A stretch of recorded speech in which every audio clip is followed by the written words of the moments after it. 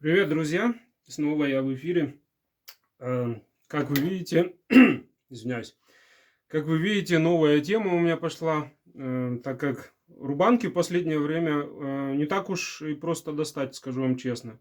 Не знаю, кто тут виноват, или я, или кто-то другой, но, очевидно, цены повысились на рубанки, и просто так их задешево не купишь. Поэтому я переключился на вот такие вот винтажные дрели. Могу сказать одно, что вот это собирательство вот этих аппаратов, в принципе, даже немножко заразнее, чем рубанки, как показало время. Если взять вот такую машину, допустим, все из вас прекрасно знают, что это такое. Это такие по-нашему брустбор машины называются. Английское название я не знаю, англичане могут мне подсказать. Вернее, знаю, но выговорить не могу. Я не такой сильный англичанин, как немец. В общем, собирательство таких аппаратов. Если вы посмотрите в этот ящик, ну, тут порядка, не знаю, даже штук 20. Ну, это, хочу сказать, это не все. Я уже давно начал это дело, но оно было у меня только поскольку, между прочим, там с покупкой рубанков или с нахождением рубанков, как сказать, находились и такие интересные штуки. Ну, большинство, конечно, это были коловороты, такие обычные. Хотя коловорот, а коловороту рознь. Вот если взять вот два вот этих, совсем разной конструкции. И хочу вас уверить, конструкции этих ужасное количество, ужасная разновидность, ужасные разновидности. В общем, в принципе, я могу даже с уверенностью сказать, все те коловороты, которые у меня находятся в коллекции или в моих ящиках, то эти коловороты, по сути, все разные. Во-первых, отличаются они производителем, во-вторых, исполнением патрона вот этого. Вот, как вы видите, вот такой вот вид патрона. Если взять это, допустим, коловорот, внимание, то у него патрон, в принципе, похожий, но насечки вот эти вот, видите, уже совсем другие немножко. Можно это объяснить, в принципе, и возрастом тоже, и простотой, может быть, допустим, исполнения или еще чем. Допустим, взять этот коловорот, это буквально я сегодня его почистил. Кстати, о почистке я еще затрону эту тему. Это коловорот фирмы Флот, немецкий коловорот. Был ржавый, но не такой уж ржавый, чтобы сказать можно было, что это действительно уже мусор. Вот это буквально час работы, и вот можно добиться такого результата. В общем, к теме винтажного инструмента не очень много нужно применить силы, чтобы достичь вот такого вот приятного вида. Не то, что там ободранные какими-то наждачками или еще чем. В общем, я, если честно, не люблю вот эти все такие особо экстремальные вещи. Я чищу просто глупо или тупо вот такой вот щеткой. Стальная щетка или может... В этом случае она стальная и покрыта еще таким желтым металлом. Не знаю, что это такое. Или латунь, или еще что. Ну, в общем, это не чистая латунь или бронза. Это чисто стальная щетка.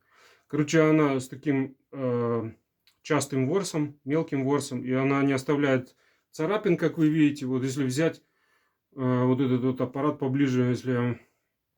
Наверное, камера не сфокусируется. Ну, в общем, хочу уверить, что царапин никаких не остается. В том числе я и чищу не только металл, я и дерево затрагиваю. Вот взять эту рукоятку. В принципе, вполне можно повешать какую-то витрину или положить на полку какую-то выставочную. В общем, очень, очень интересные штуки. Хочу даже посоветовать. Если взять цены на вот эти аппараты, то они, если у нас взять, фактически ничего не стоят. Это бросовые вещи. Если на флюмаркте, допустим, можно за 1 евро взять вот такой вот коловорот, можно даже за 2 евро 3 взять или 4. В общем, все зависит от того, какой продавец и какой успешный покупатель. Вот хочу к этой сразу, если взять вот эту дрель во внимание, выпущена она была в 1948 году. Тогда еще хочу так заметить, не было ни ГДР, ни ФРГ. В общем, 1948 год это такой начальный период становления двух этих государств. И выполнена эта машина была на территории последующего ГДР уже, фирма Венусберг. Они еще и до войны выпускали, в том числе вот эта вот дрель выполнена из остатков военной техники, в общем, танки, пушки, все такое. Это, в общем, было переплавлено и потом пущено на такие вот мирные нужды. Эта модель именно, она разработана была, по-моему, в 1947 году, и потом уже на Лейпцигской мессе впоследствии уже более такая хорошего исполнения вышла дрель, пошла дрель в производство. На Лейпцигской выставке она была предоставлена, и уже впоследствии потом они уже шли. В общем, какой плюс у этой дрели, скажем, на то время было, то, что ее можно было при работе переключить скорость с первой на вторую. Вот здесь вот такой рычажок, достаточно было нажать его вниз, он такой усилен пружинкой такой, нажимаешь вниз и вал просто вытягиваешь сюда или толкаешь его дальше. В общем, ты можешь при работе это изменить скорость от быстрого к медленному или наоборот. Что такая вот интересная дрелька, в принципе, даже вот эта краска, на которой эта машинка покрашена, это тоже военная краска. В то время ее было много и красили все подряд. Вот такие мирные аппараты. В общем, какой-то кусок истории, связанный с вот этой машинкой. Хотя она такая невзрачная. И вот именно этот экземпляр я взял буквально за 3 евро. У нас на моей странице интернета, где я постоянно закупаюсь в Клейн-Анцайге. Если что, я оставлю здесь ссылку, посмотрите.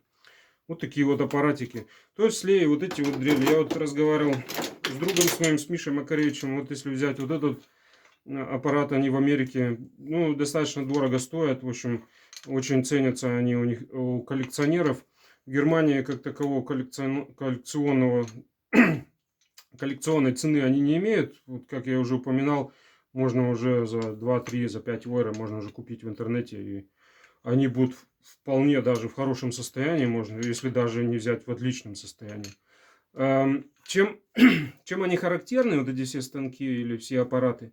В общем, вся та масса, которая здесь находится в ящике, они в принципе, все отличаются друг от друга переключением скоростей. В основном это двухскоростные машины. Вот если взять это колесо, шестеренку, вот это необычная тут система фирмы Ixion, тоже немецкая фирма. У нее переключаются скорости за счет переставления вот этой втулки или гильзы. И уже можно или замедлить скорость, или увеличить. Вот такие. Есть также системы немножко отличающиеся. Вот, допустим, вот это самая простая система для вот таких вот подобных машинок. Здесь просто тупо откручивается этот винт и переставляется колесо с верхнего отверстия на нижнее. В общем, за счет этого можно изменить скорость. Ну, это, в общем, самая простейшая модель. Это, по-моему, даже, сейчас, если я не ошибаюсь, это тоже американская какая-то, но она имени никакого нету. Скорее всего, известная фирма Millers Falls или еще какая производила их для более дешевых продавцов, более дешевых дилеров. Взять вот этот, допустим, аппарат, у него опять же другая система переключения скоростей. Вот здесь такой вот типа такой кнопки, с помощью ее передвигается гильза, которая находится вот здесь. И, в общем, можно изменить скорость точно так же, как на других, с большой на медленную. Здесь, как вы видите, я уже добавил такую латунную пластинку. В общем, это держатель колеса, чтобы она по ходу работы не двигалась тут. Как вы видите, тоже ничего здесь фактически не сделано. Почищено только щеткой, краска оставлена. В общем, я абсолютный противник зачистки инструмента винтажного до кошачьего блеска. И потом последующей покраской. В общем, это не мое дело. Я вот чищу тупо этой щеткой, вот, которую я вам показывал. И впоследствии потом смазываю все движущие детали, немножко масла. Много не нужно, потому что работать они как таковое не будут, эти станки или аппараты. А будут просто, может быть, в витрине стоять или, может быть, в ящике сложно и аккуратно. Ну, факт то, что не красить ничего я тут не собираюсь. Пусть даже другие скажут, да, это уже вид потом совсем другой, не такой, как он раньше был. А он и не нужен, такой вид. это не нужен вид нового инструмента какого-то. Это винтажный инструмент, если взять это уже 70 лет этой машинки. Но она, в принципе, так и должна выглядеть, что 70 лет поработана. Конечно, механические детали стоит исправить. Там я некоторые аппараты уже и протачивал здесь втулки, шестеренки подгонял, чтобы не сильно они болтались. Какой-то определенный люфт должен тут быть, потому что с этим нужно жить. Но в конце концов, если механика вся работает так, как на вот этом аппарате, то вполне его можно оставить и сильно там ничего не ремонтировать. После чистки смазываю все силиконом. Вот это силиконное масло у меня такое в банке. Взял я у нас в магазине. Тут большое количество его, XXL банка. И, в общем, немножко обрызгав его, протираю тряпкой, и все. Все вот так они вот у меня лежат в этом ящике. Конечно, очень много еще вещей, которые не обработаны, не почищены. Вот взять, вот, допустим, этот сегодняшний буквально коловорот. Вот этот коловорот уже лежит пару дней. Ничего я еще на нем не делал. Как вы видите, здесь вопрос с ржавчиной или проблема ржавчины не такая острая в большинстве случаев. Есть, конечно, кандидаты, которые в ужаснейшем состоянии. Там, ну, их можно, в принципе, использовать на какие-то запчасти, в общем, из 3 собрать, в общем, в качестве доноров вполне можно использовать эти детали. В общем, несколько интересных вещей тут еще есть, кстати. Вот, если взять вот немецкие аппараты в виде вот этого, то, в принципе, не часто они встречаются. Я несколько раз уже пытался достать их в интернете, купить, но как-то не выходило. А тут мне буквально за какое-то короткое время удалось два подобных экземпляра купить. Этот тоже еще не почищенный, но здесь немножко работы больше.